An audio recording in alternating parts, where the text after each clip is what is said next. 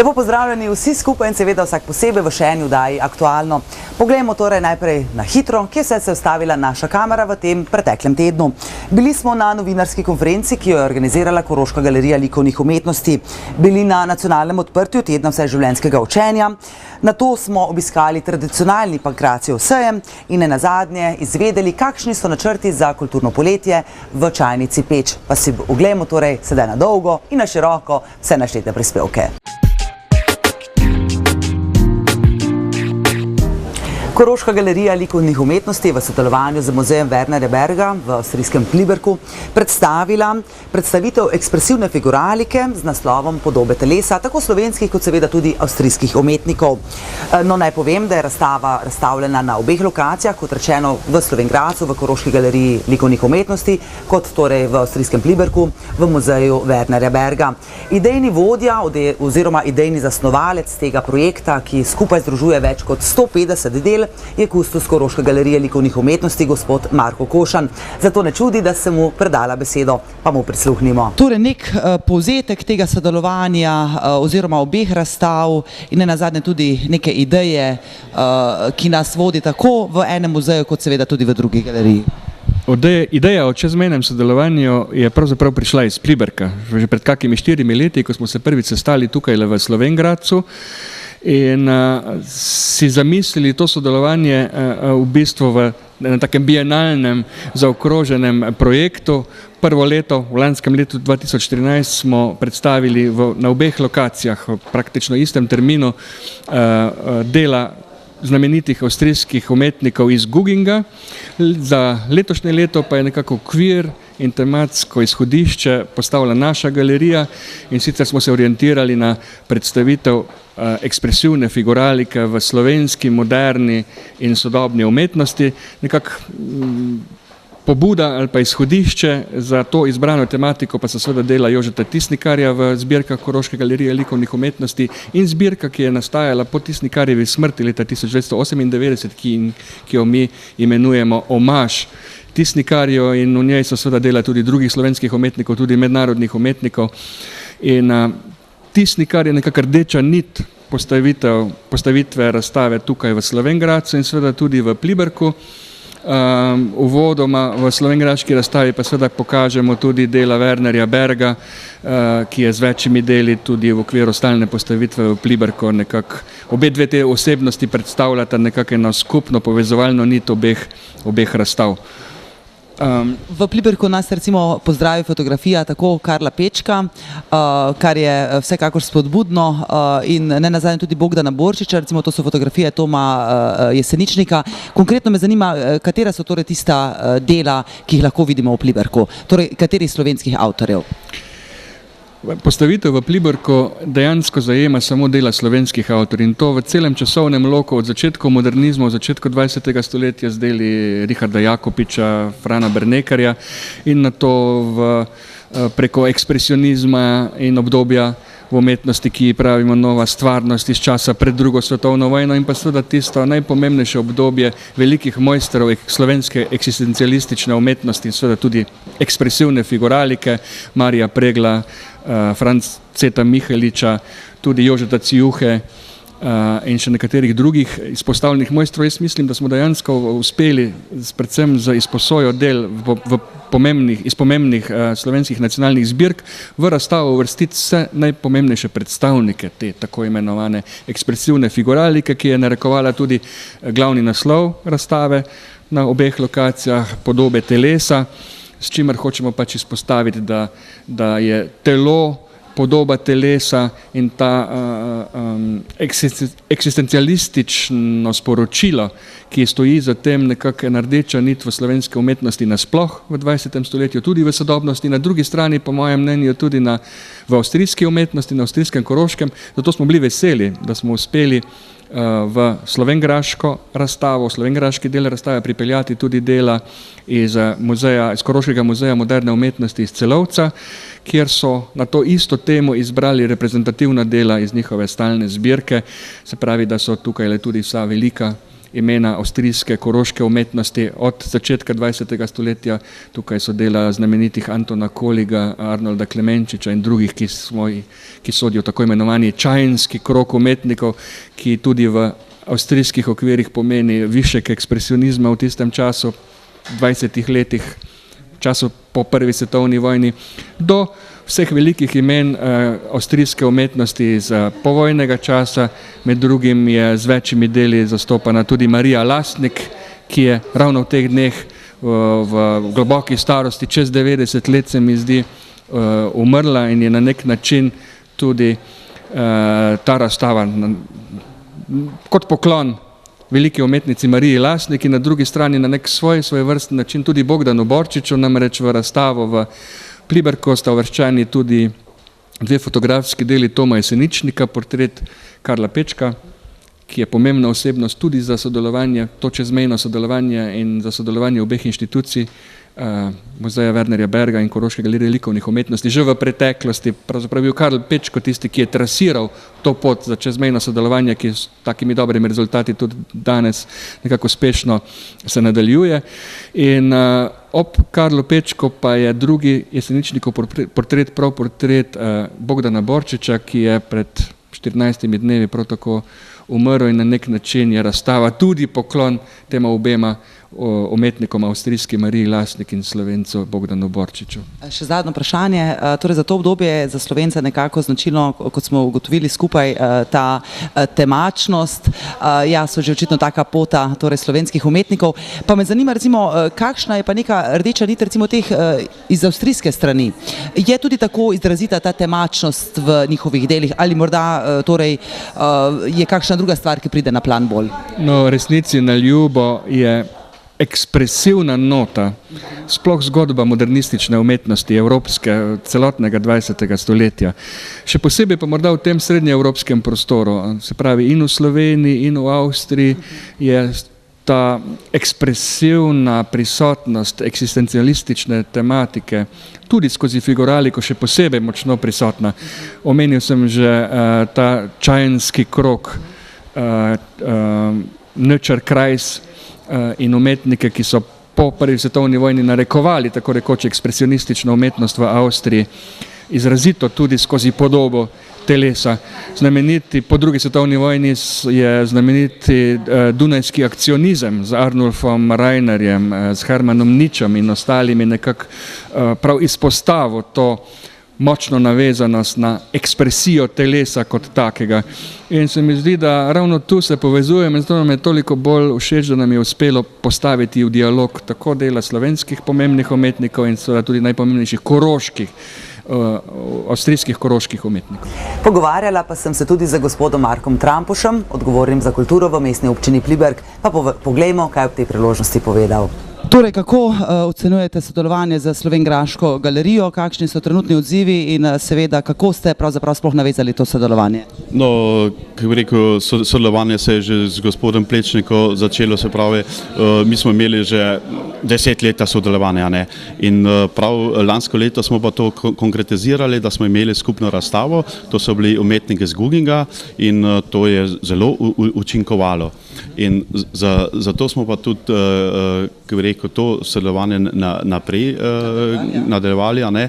In to leto imamo pa res kakovostno razstavo in jaz mislim, to so umetniki, najbolj znani umetniki Slovenije in tudi naše koroške regije.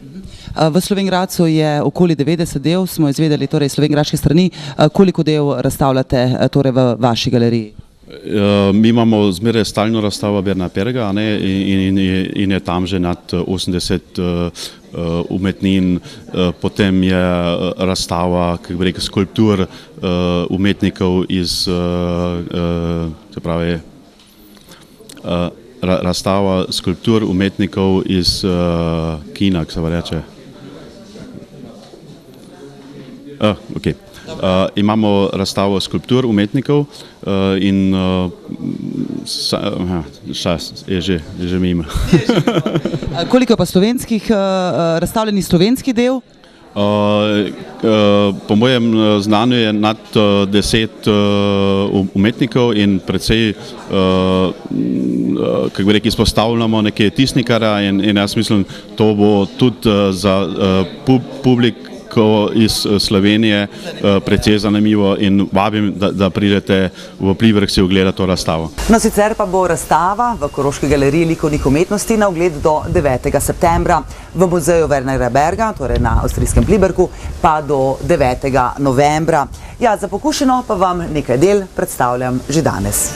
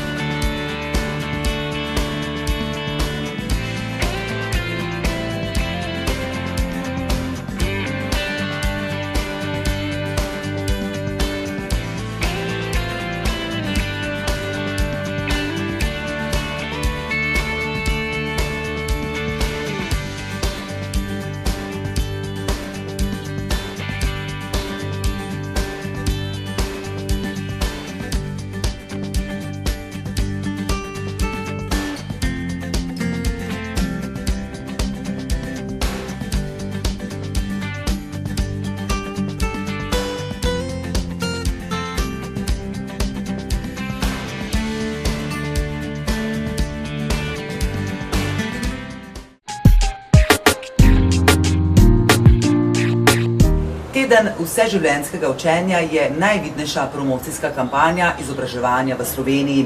No in v letošnjem tednu vseživljenjskega učenja, naj povem, le-ta poteka pod sloganom Učenje za življenje, se bo zvrstilo skupno več kot 11.000 različnih prireditev. Pred mikrofon sem povabila gospo Sonjo Lakovšek, direktorico Zavoda za izobraževanje odraslih MOCIS, ki je prepričana, navajam dobesedno, da je pravica do učenja pravica slehernega človeka. Žal pa opaža, da to postaja dobrina, ki ni več vsem dosegljiva. Torej, teden vseživljenjskega učenja, lahko smo slišali nadobudne besede tudi državnega sekretarja, da se bodo torej finančna sredstva za delovanje MOCIS-a vedno znova našla, pa se recimo skoncentrirava torej na ta teden vseživljenjskega učenja. Kje vidite prednosti? Sami ste že izpostavili torej na novinarski konferenci, da imate dostikrat občutek, da ta privilegij, malo pod narekovaj rečen, pravzaprav ni več dostopen vsem. Ja, mislim, da časi, v katerih živimo, v bistvu prinašajo tudi to, da imajo ljudje vedno manj denarja in seveda, če nekako življenjsko pogledaš na to, se pač izobraževanju navsezadnje lahko odrečeš, čeprav ni prav. In to ugotavljamo v takih ustanovah, kot je naša, da v bistvu ljudje imajo željo, imajo vizijo, ampak enostavno nimajo dovolj sredstev ali pa se morajo pač nekako preložiti to svoje željo ali pa potrebo na kasnejši čas. Grešim naproti z nekimi variantami plačevanja na obroke in tako naprej, ampak se pravim, so pa ta sredstva kar pomemben dejavnik, ki vpliva na odločitev ljudi.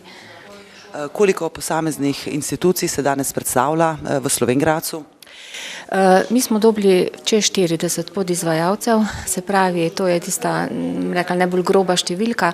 Zdaj, seveda vsak ta podizvajalec ima pa številne aktivnosti, pa še številne neke svoje inštitucije zadaj, kjer se bo tudi kaj dogajalo. Tako da jaz mislim, da bo zdaj res do konca junija res živela Koroška v tem kontekstu vseživljenjskega učenja. Dogodku je prisostvoval tudi župan mestne občine Slovenj Gradec, gospod Andrej Čas, ki je zaskrbljujoče izpostavil dejstvo, da na voljo ni novih razpisov države, ki bi torej finančno pokrili, po domače rečeno, delovanje MOCIS-a. No, to vprašanje je izpostavil tudi državnemu sekretarju iz Ministrstva za izobraževanje.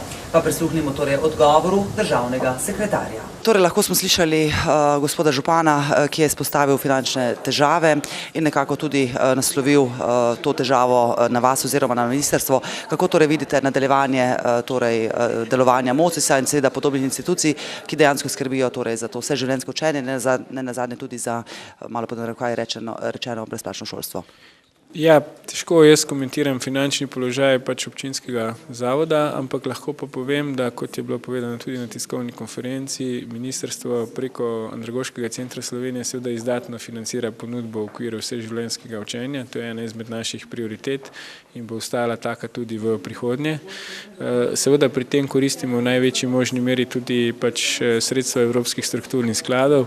Res je, da smo trenutno ravno na prehodu iz enega obdobja financiranja v naslednji, tako imenovani večletni finančni okvir Evropske unije, in v tem času vedno pride do nekaj mesečnih zamikov, ampak jaz mislim, da obstoj MOCIS-a ali pa drugih zavodov z tega področja in tudi financiranje teh vsebin, teh dejavnosti ni ogroženo in da naslednje leto takle čas bomo lahko skupaj ugotovili, da to poteka naprej in da je enako uspešno kot do sedaj. No, vsekakor me v imenu vseh nas veseli ta vaša izjava. Na splošno, kako ocenjujete vseživljenjsko učenje oziroma ta teden, te dogodke? To je zelo pomembno, kot sem že povedal, prva prioriteta je vedno univerzalen, vsem dostopen, brezplačni šolski sistem, ampak seveda po zaključku formalnega izobraževanja ali pa ob formalnem izobraževanju je pa potrebno ljudem ponuditi številne druge vsebine, da izkoristijo vse tiste svoje kreativne potenciale, ki jih imajo, tako da je to zelo pomembno. Posebej je to pomembno tudi, ker govorimo v veliki meri o izobraževanju odraslih, se pravi tistih, ki so že zaključili z formalnim izobraževanjem, in na ta način pomagamo premagovati ljudem številne težave, s katerimi se sicer soočajo v svojem življenju, od starejne generacije do spreminjanja družbenih vzorcev. In vesel sem, da tudi danes tukaj v Slovenj Gradcu lahko ugotovimo, da je to zavedanje v naši družbi, v lokalnih skupnostih in tudi na državni ravni veliko in da to daje nek optimizem tudi za naprej.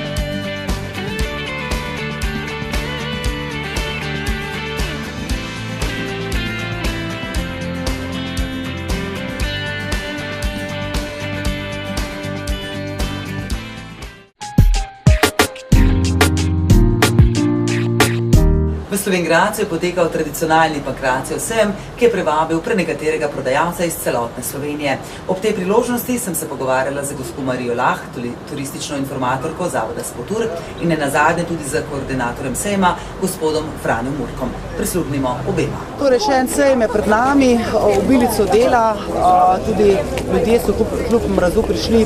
Kakšen je torej proces dela, postavitve, kakšne so cene nenazadnje za takšen sejem?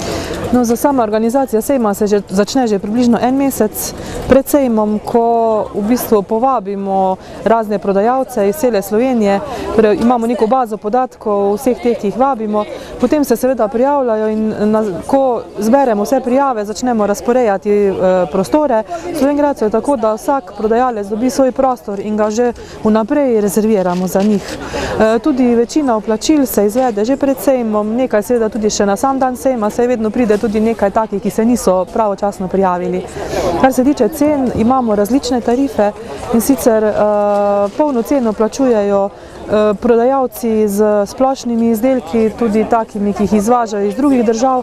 Znižano ceno pa imamo za rokodelce, za kmetije, ki prodajajo lastne pridelke in izdelke, in pa za prodajalce, ki so doma iz območja Slovenj Gradca, torej ti plačujejo znižano tarifo. Cena se giblje od 10 evrov do 25 evrov na meter prodajnega prostora. Pankracijev sejem je v bistvu manjši sejem kot Jožefov in Elizabetin, kljub temu pa v zadnjih letih kar napolni mestno jedro. Opažamo malo manj prodajalcev z suho robo, od tistih nekateri hodijo samo na Jožefov sejem, ker je nekako najbolj tradicionalen, najbolj obiskan pri nas, kljub temu pa Pankracijev sejem zapolni mesto in smo z obiskom zadovoljni. Ja, na ta hladen Pankracijev v ponedeljek imamo v Slovenj Gradcu tretji tradicionalni sejem. Kot veste, imamo v Slovenj Gradcu Jožefov sejem, Pankracijev sejem in novembra Elizabetin sejem. No, Pankracijev sejem je začetek hladnih dni, majskih, in tudi danes se je pokazalo, da je tako. Kljub temu je tu več kot 70 razstavljavcev.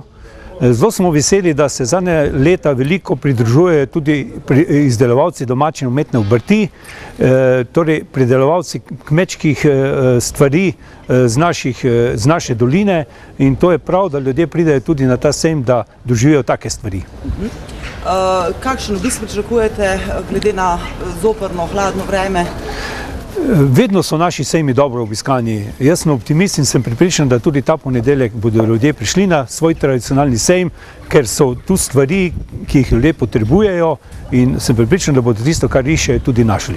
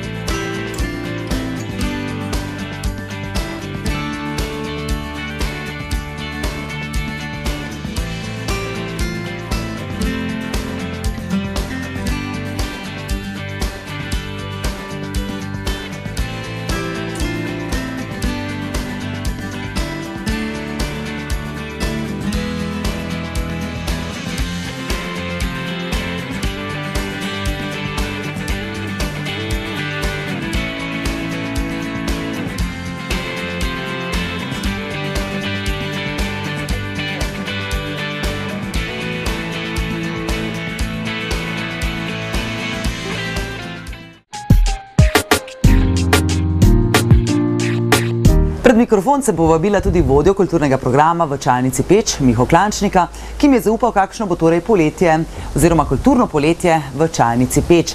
Če ravno se poletje še ni začelo, pravzaprav je sila hladno, je bil vikend zelo vroč, nastopila sta dva akademska umetnika v duetu, to sta Borut Mori in Andrej Ofak. No, zdaj pa prisluhnimo, kot rečeno, Mihi Klančniku. Za ta projekt smo se nekako že lani odločili, da bomo speljevali neko vrsto nekih koncertov, ki jih v Slovenj Gradcu že kar par let ni bilo za videti.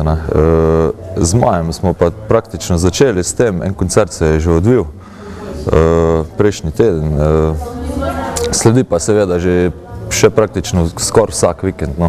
2 vikenda se mi zdi, da sta fraj do septembra. Kateri so tisti izvajalci, ki boste gostili torej v sklopu poletja v Čajnici? Ja, s tem projektom sta nekako začela Borut Mori in Andrej Ofak. Speljala sta odličen koncert, tudi ljudi se je nabralo in je vse skupaj spadlo odlično, če tako rečem. Gostili bomo pa tudi svetovne legende, če bi tako rekel, od Simone Zankini, naš Jure Pukl, Daniel Nesik, Ratko Zjača, v glavnem bo za videti nekih legend tudi, tako da vsi koncerti so pa tudi brezplačni, tako da je vsem to odprto in so vsi vabljeni seveda. Celoten program se lahko najde tudi na naši spletni strani cajnica.pec.si ali na Facebooku, tudi sproti obveščamo o koncertih. Izdali bomo tudi takšne manjše brošure v mesečnih programih, tako da obveščali bomo po moje kar v redu. Glede na samo širino projekta in obseg, nam je tudi na pomoč priskočila naša občina, mestna občina Slovenj Gradec. In z njihovo pomočjo bomo tudi lahko naredili kvalitetnejše, bolj močne koncerte, več izvajalcev bomo lahko povabili in tako naprej. Sam, če bi rekel, tak skriti namen same čajnice je tudi, oziroma so ti koncerti in ta dogajanja. Seveda se pa po drugi strani zelo dopolnjujemo z tem slovenjgraškim poletjem, ki vsak dan oziroma vsako leto traja nekje okoli 2 tedna in smo se nekako dogovorili, da bomo usklajevali te koncerte, privabljali mladino do, rečem, vrste različnih kulturnih dogodkov, ki bojo seveda, kot sem že omenil, brezplačni in se mi zdi, da lahko mladi okoli tega naredimo veliko za samo Koroško, tudi ne samo Slovenj Gradec. Pomembno so tudi naše sodelovanje z drugimi društvi izven Slovenj Gradca in se mi zdi, da je kar nek tak prijeten, ne vsakdanji projekt, da se pač dogajajo te stvari. No, sicer pa smo obiskali tudi prireditev Evropska vas, ki je potekala v samem mestnem jedru Slovenj Gradca. Danes smo jo že predvajali. No, za vse tiste, ki ste jo morda zamudili, pa naj povem, da si jo lahko gledate tudi jutri v ponovitvi 15 minut čez 11. S tem zaključujem današnji povzetek dogodkov in vas seveda vabim, da si v nadaljevanju gledate oddajo Obzornik, katero je tudi danes za vas pripravila kolegica Anita Špringer iz KTV Dravograd. V tem trenutku pa le še srečno.